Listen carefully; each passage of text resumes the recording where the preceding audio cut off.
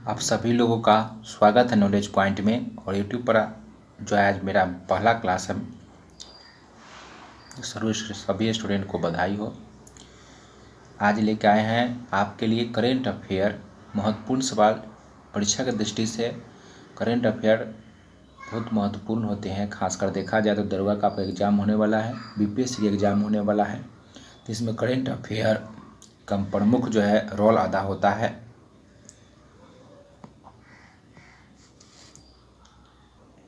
अगर आपका current affair अच्छा है, दरोगा को रिजल्ट लाने में आपको बहुत हेल्पफुल साबित होगा। और बीपीएस में भी करेंट अफेयर जो है 25 से 30 क्वेश्चन पूछा जाता है। तो चलिए बिना समय लिए हुए शुरू करते हैं, क्योंकि स्टूडेंट के लिए समय बहुत ही महत्वपूर्ण होता है। तो चलिए लास्ट तक देखिएगा, बिना वीडियो के स्किप किए हुए देखिएगा। अगर क्लास अच्छा देखिएगा, क्लास अच्छा लगे तो लास्ट में वीडियो लाइक ज़रूर कीजिएगा। और चैनल पे पहली बार देख रहे होंगे तो चैनल को सब्सक्राइब जरूर कर ले और ऑल नोटिफिकेशन बेल आइकन जरूर दबा ले, ताकि आने वाला जितने भी वीडियो होंगे वो सभी वीडियो का आपका नोटिफिकेशन जो आसानी से पहुंच जाएगा। चलिए शुरू करते हैं। पहला क्वेश्चन कहता है कि हाल ही में अंत्योदय दिवस कब मनाया गया। तो देखिए आपका पहला क्वेश्चन कह रहा है कि हाल ही में अंत्योदय दिवस जो है कब मनाया गया। तो इसका तो आंसर हो जाएगा 25 सितंबर हो जाएगा। 25 सितंबर को अंत्योदय दिवस मनाया गया। अब नेक्स्ट पर लिखिएगा, अब यह बनाया जाता है किनके दिवस पर। तो लिखिएगा कि यह जो है पंडित दीनदयाल उपाध्याय का जयंती उत्सव है, इसी दिन जो है मनाया जाता है। पंडित दीनदयाल उपाध्याय जो है गरीबों दलितों के लिए जो है लड़े थे। नेक्स्ट पर लिखिएगा, बात करते हैं 21 सितंबर को। तो लिखिएगा 21 सितंबर को अंतर्राष्ट्रीय शांति दिवस मनाया जाता है। 22 को लिखिएगा, 22 सितंबर को विश्व राइनो दिवस मनाया जाता है। अगर पूछ ले आपसे 23 सितंबर को, तो लिखिएगा अंतर्राष्ट्रीय सांकेतिक भाषा दिवस जो है 23 सितंबर को मनाया जाता है। सारे प्रोनाउंसिएशन कर लीजिएगा। चलिए दूसरा क्वेश्चन की ओर बढ़ते हैं। दूसरा क्वेश्चन कहता है कि 30 सितंबर को किसने वायुसेना के डिप्टी चीफ बने। 30 सितंबर को पदभार जो है ग्रहण किए। तो पदभार ग्रहण करने वाले व्यक्ति कौन हो जाएंगे। तब का आंसर हो जाएगा, बनाइए आप लोग, इसका आंसर क्या हो जाएगा। इसका आंसर हो जाएगा आपका ए, मार्शल संदीप सिंह। नोट कर लीजिएगा, मार्शल संदीप सिंह जो है 30 सितंबर को वायुसेना का डिप्टी गवर्नर जो है, डिप्टी चीफ जो है बने हैं। और ये बी आर चौधरी का स्थान लेंगे। किसका स्थान लेंगे, बी आर चौधरी का स्थान लेंगे। नेक्स्ट में लिखिएगा विवेक राम चौधरी। तो लिखिएगा विवेक राम चौधरी जो है ये अगले वायुसेना अध्यक्ष होंगे। अगर पूछे कि विवेक राम चौधरी जो है भारत के अगले वायुसेना अध्यक्ष, अगर पूछा जाए कि भारत के अगले वायुसेना अध्यक्ष कौन होंगे, तो नोट कीजिए ये होंगे विवेक राम चौधरी। अनुराग ठाकुर के बारे में लिखिएगा, यह केंद्रीय सूचना एवं प्रसारण मंत्री, खेल मंत्री है वर्तमान में। चलिए तीसरा क्वेश्चन की ओर बढ़ती है। तीसरा क्वेश्चन देखिए, तीसरा क्वेश्चन कहता है कि हाल ही में किस खाद्य पदार्थ को जीआई टैग जो है दिया गया है।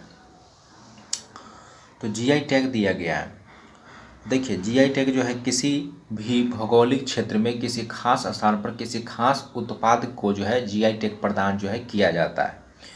तो यह जीआई टैग जो दिया गया है, यह हाथी मिर्च और तामेंगलोंग संतरा, यह दोनों को जो है जीआई टैग जो है दिया गया है।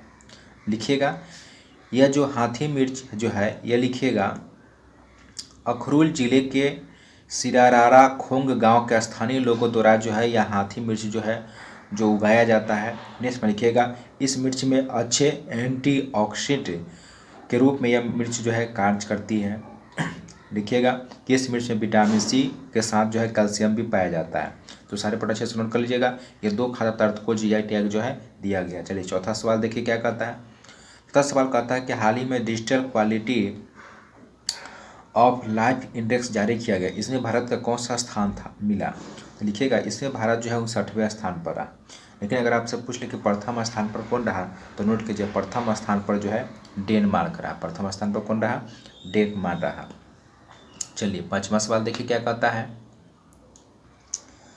पांचवा सवाल कहता है कि ग्लोबल जेंडर गैप इंडेक्स में 2021 में भारत का कौन सा स्थान है। तो लिखिएगा ग्लोबल जेंडर गैप इंडेक्स जो है यह विश्व आर्थिक मंच द्वारा जो है जारी किया जाता है।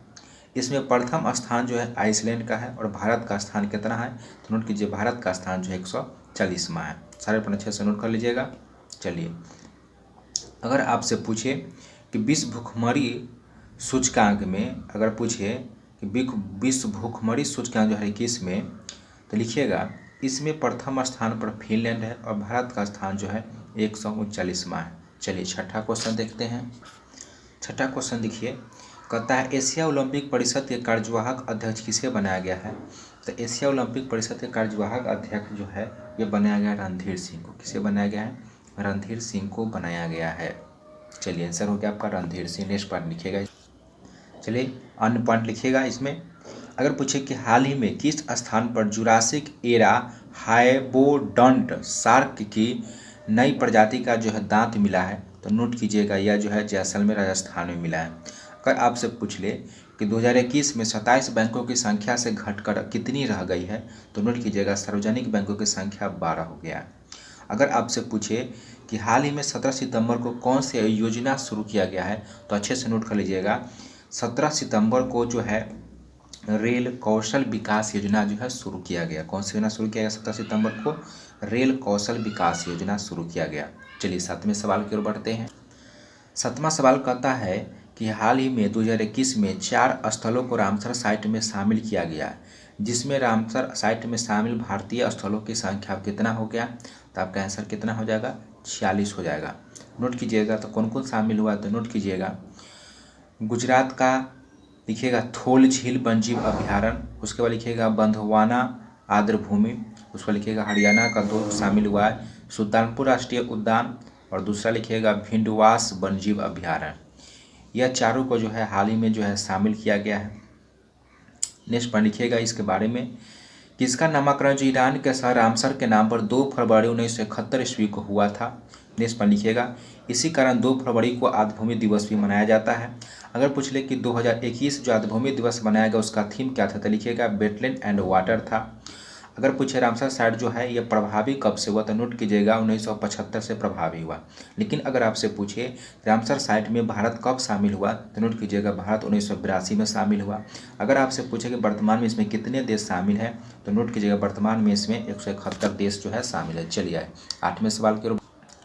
8वां सवाल कहता है कि 3 दिनों के लिए कक्षा में पहला जो है ऑल सिविलियन क्रू कौन सा देश जो है भेजेगा, कौन सा जो है भेजेगा, तो यह जो है स्पेस एक्स कंपनी जो है इसके द्वारा भेजा गया। 15 सितंबर को 4 लोगों को जो है भेजा गया। लिखिएगा नेक्स्ट पॉइंट कि निजी नागरिकों के साथ पृथ्वी की परिक्रमा करने वाला पहला जो है मिशन होगा।